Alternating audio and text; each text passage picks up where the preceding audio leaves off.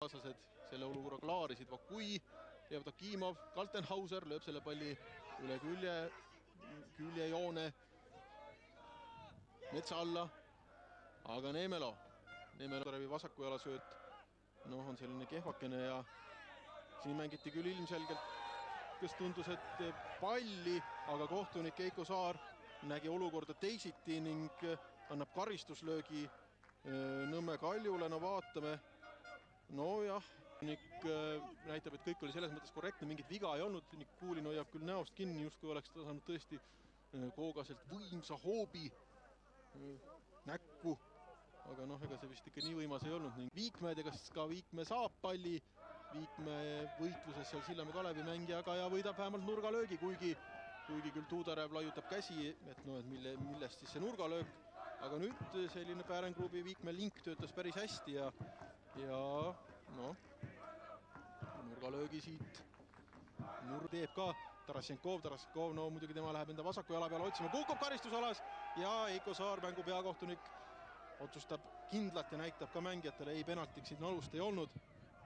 Samas võib-olla kui penaltiks alust ei olnud, äkki oleks võinud siis Tarasenkovile kollast kaarti näidata, et kui eeldada, et ta üritas seal seda penalt. Nii, nüüd on Viikmäe karistusalas, Viikmäe pall värava ette, Vakui, kas saab sealt peale lüüa? Kädele apelleeritakse, aga penaltit ei anna Eiko Saar ka selles olukorras, nii et ju siis selle eelmise Tarasenkovi olukorra ei taha küll nii öelda, aga võib-olla tegi tagasi, et ei andnud seal penaltit, ei andnud ka nüüd väidetava käe eest penaltit. Terehovilt tuleb pealelöök, aga see pealelöök läheb väravast mööda. Oli ka selline juba kergelt frustreerunud. Vaatame nüüd korduses seda olukorda, kas seal oli käsi. Vakuil endal oli seal võib-olla ka käsi, aga ikkagi ilmselgelt see Sillamäe Kalevi mäng on, oleme ausad, mõtestatum ja praeguse seisuga. Nii, nüüd on Viikmäel võimalus, suluseisu ei ole ja Viikmäe jällegi magas selle võimaluse ära, aga ei, kohtunik nüüd, mida kohtunik otsustab, kas penalti või 11 meetri karistuslöök.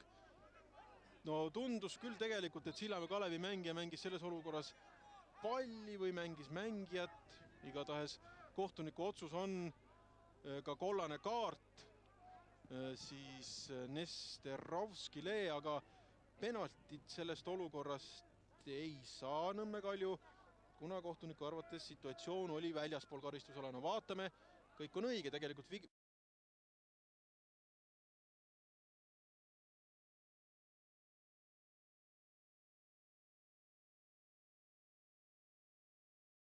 Kätte saamine ja mängitakse Garcia löögile, Garcia lööb, aga tuleb järgmine pealelöök ja see läheb mööda, nii et jättis Nõmme Kalju hiilgava võimaluse viigistamiseks kasutamata.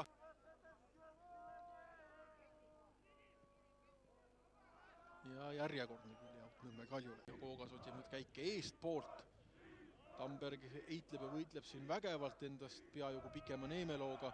Said seal haiged mõlemad, Neemelo jääb kunstmurule lebama ja Tamberg hoiab seal ka suhteliselt ninast kinni, nii et selline peade kokkupõrge seal oli. Eks Tamberg väheke lühema pallurina, eks ta ikkagi selge see, et üritab seal ka võidelda lubatu ja lubamatu piiri peal ja selline õnnetu kokkupõrge oli, aga 2-1 meile ära tundnud, aga kahjuks kontraga lasime 2 tükki sisse. Oli see siis Sillamäe selline tugevus või ütleme, et kontrarünnakud just, või oli see teie selline hetkeline peatolek kaitses, et te lasite ära lüüa, kuidas sa hindad seda? Oli see, ütleme, nende tuntud ründepaar Nikulin, Aleksejev tegelikult juba mitmendat mängu järjest on nemad just need, kes väravaid löövad? Seda kindlasti, et võib-olla